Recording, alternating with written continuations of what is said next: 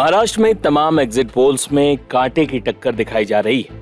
कहीं बीजेपी की अगुवाई वाला महायुति गठबंधन आगे है, तो कुछ एग्जिट पोल्स कांग्रेस की अगुवाई वाले महाविकास अघाड़ी की सरकार बनने का अनुमान जता रहे हैं। इस बीच एक बड़ा पेच सामने आया है जो महाराष्ट्र में संभावित राष्ट्रपति शासन की ओर इशारा करता है। अगर सोमवार 26 नवंबर तक महाराष्ट्र में नई सरकार नहीं बनी तो राज्यपाल सूबे में राष्ट्रपति शासन लगाने की सिफारिश कर सकते हैं। ये पूरा मामला क्या है, ये समझने के लिए आपको ये वीडियो अंत तक देखना पड़ेगा। तो महाराष्ट्र के सियासी गणित को समझते हैं। महाराष्ट्र में विधानसभा की कुल 288 सीटें हैं, जहां सरकार बनाने के लिए बहुमत का आंकड़ा 145 का है। राज्य में इस बार सरकार गठन के लिए पार्टियों के पास सिर्फ 3 दिन का वक्त है, यानी तमाम पार्टियां अगर मिलकर सरकार नहीं बनाती, राज्य में त्रिशंकु विधानसभा जैसी स्थिति होती है तो राज्य में राष्ट्रपति शासन लागू हो जाएगा। दरअसल विधानसभा का कार्यकाल 26 नवंबर को खत्म हो रहा है। अगर इस दरमियान विधानसभा का गठन नहीं होता है तो महाराष्ट्र में राज्यपाल राष्ट्रपति शासन लगाने की सिफारिश कर सकते हैं। बता दें कि महाराष्ट्र में इस बार एनडीए और इंडिया गठबंधन के बीच मुकाबला है महायुति और महाविकास अघाड़ी के नाम से। चुनाव के बाद पोल ऑफ पोल्स में कांटे की टक्कर दिखाई जा रही है। ऐसे में अगर स्पष्ट बहुमत नहीं मिलता है तो महाराष्ट्र में नई सरकार के गठन के लिए सिर्फ 3 दिनों का वक्त होगा। उसके बाद राज्यपाल राष्ट्रपति शासन लगाने की सिफारिश कर सकते हैं। हालांकि तमाम दल अपनी अपनी जीत का दावा कर रहे हैं। कल सुबह से नतीजे आएंगे। हमें पूरा विश्वास है कि हमें बहुमत प्राप्त होने जा रहा है। 160-165 तक हम विधायक हमारे चुनकर आएंगे। महाराष्ट्र बहुत बड़ा राज्य है, दूर दरार से लोग चुनकर आएंगे। मुंबई में आने के बाद उनके लिए रहने के लिए जगह नहीं है, कहाँ रहेंगे वो, भागम भाग होगी, उनके ऊपर प्रेशर रहेगा इन लोगों का, खोखे वालों का।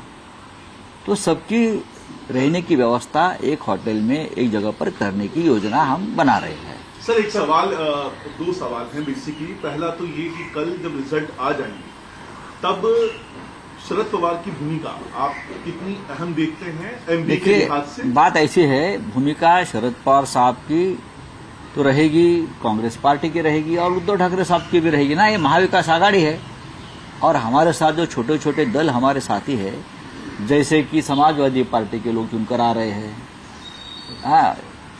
कम्युनिस्ट पार्टी के लोग चुनकर आ रहे हैं, शेतकरी कामगार पक्ष है वहां एक, उनके लोग चुनकर आएंगे, कुछ इंडिपेंडेंट आएंगे। लेकिन हमारा बहुमत जो है महाविकास आघाड़ी का वो पूरा बहुमत रहेगा। तो सब एक साथ बैठकर कल हम निर्णय लेंगे। प्रकाश अम्बेडकर की उसमें कहीं कोई जगह होगी, क्योंकि उन्होंने ट्वीट करके कह दिया है कि वो सत्ता जिसकी रहेगी उसके साथ। अच्छी बात है, अगर बीजेपी की रहेगी तो बीजेपी के साथ जाएगी, क्या ये नहीं कहा? बात रहे ऐसी है, सत्ता हमारी आ रही है, हमारी सत्ता आ रही है महाराष्ट्र में, और हमें सरकार बनाने से कोई रोक नहीं सकता। सवाल आपसे ये है, निर्दलीय और बागी उम्मीदवार, ये 2 अलग अलग कैटेगरी हैं, इनके लिए आपकी क्या योजना है? सबसे पहले मैं ये कहूंगा कि हमारे 3 पार्टी के 160 लोग चुनकर आ रहे हैं।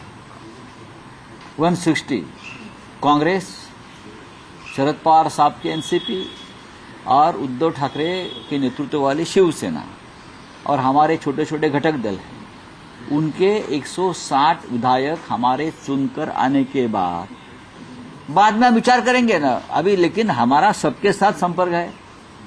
मैं किसी को बागी नहीं मानता हूं। चुनाव लड़ना सबका अधिकार है, कोई बागी नहीं है। चुनाव लड़ना सबका अधिकार है। कोई इंडिपेंडेंट लड़ता है, कोई छोटे छोटे दल का सहारा लेकर लड़ते हैं। जो लोग मजबूत स्थिति में है वो सभी के साथ हमारा डायलॉग चल रहा है। मुख्यमंत्री के चेहरे को लेकर कहीं कोई चर्चा हो रही है सर? जो आप लोगों ने कल बैठक की उसमें कहीं कोई चर्चा हुई चेहरे को लेकर? क्योंकि कांग्रेस की तरफ से सबसे ज्यादा सीटें उनकी हैं और जीत का दावा किया जा रहा है, सबसे ज्यादा नंबर उनके आएंगे। और जो फॉर्मूला आप लोगों की तरफ से किया गया था कि जिसकी जितनी ज्यादा, ऐसा कोई फॉर्मूला अब तक बना नहीं था और ना बनेगा। सब मिलकर नेता चुनेंगे, मुख्यमंत्री पद का नेता चुनेंगे, सब मिलकर बैठेंगे। कोई फॉर्मूले के बारे में अब तक चर्चा नहीं हुई है। ये उनकी हताशा, निराशा स्पष्ट दिख रही है। जनता का आशीर्वाद प्रधानमंत्री नरेंद्र मोदी जी की गरीबों के प्रति किए हुए काम पर स्पष्ट दिख रहा है और मोदी जी को जनता का आशीर्वाद मिलेगा। कांग्रेस नेतृत्व का गठबंधन हार को देखते हुए हताशा निराशा में बौखलाहट में यह बयानबाजी कर रहा है। जिन लोगों ने अपनी पार्टी का एजेंडा और पार्टी का झंडा दोनों जमायते इस्लामी और मुस्लिम लीग का पक्ष लेने वाली कांग्रेस के कार्यालय में गिरवी रख दिया हो, अब वो महाराष्ट्र की जनता के वोट मांग रहे हैं।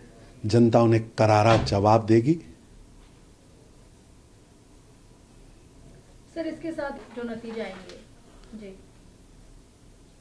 लगातार अपनी हार का ठीकरा ईवीएम पर भरने वाले लोग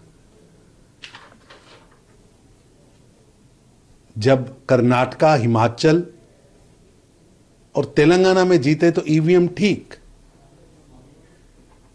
और जब हार दिख रही है तो ईवीएम राग गाना शुरू कर दिया है। जम्मू कश्मीर और हरियाणा में जिस तरह जनता ने कांग्रेस को नकारा है, हराया है, उसी तरह झारखंड व महाराष्ट्र में भी कांग्रेस नेतृत्व का गठबंधन का सुफड़ा साफ होगा। परिवारवादी, वंशवादी, भ्रष्टाचारी, तुष्टीकरण करने वाले लोगों को जनता करारा जवाब देगी। गरीब, महिला, युवा व अन्नदाता के लिए काम करने वाली नरेंद्र मोदी जी की सरकार को जनता का आशीर्वाद मिलेगा। इनके बयान इनकी हताशा, निराशा, बौखलाहट, कुंठिता को स्पष्ट दिखा रहा है। वक्फ बोर्ड पर राजनीति की जा रही है। विपक्ष भू माफिया को बचाने के लिए, भू माफिया के द्वारा गरीबों को सताने के लिए वक्फ बोर्ड की नादरशाही, तानाशाही अधिकारों का समर्थन कर रहा है। जबकि सच ये है कि वक्फ बोर्ड के अधिकारों के माध्यम से गरीब मुसलमानों का पर अत्याचार हो रहा है, और जो वक्फ का पैसा है और वक्फ की जमीन है उसका प्रयोग केवल भू माफिया के सरगना कर रहे हैं, और विपक्षी दल भू माफिया के सरगनाओं के हाथ में खेल रहे हैं। अरविंद केजरीवाल जी को जवाब देना होगा, 10 साल का हिसाब देना होगा। किसने दिल्ली को गैस चैम्बर बनाया? किसने पवित्र मां यमुना को जहरीला बनाया? कहां गई डिप एंड सिप वाली योजना? दिल्ली के स्मोक टावर काम नहीं कर रहे। दिल्ली सरकार ने प्रदूषण पर एक भी काम नहीं किया। केजरीवाल साहब, अब प्रश्न उठाने का नहीं, उत्तर देने का समय आया है। 10 साल का हिसाब देने का समय आया है। सामने आइए, हिसाब दीजिए कि 10 सालों में 3700 दिनों में आपने दिल्ली को बचाने के लिए क्या किया। उल्टा आपने केवल बयानबाजी करते करते दिल्ली को केवल गैस चैम्बर में तब्दील कर दिया।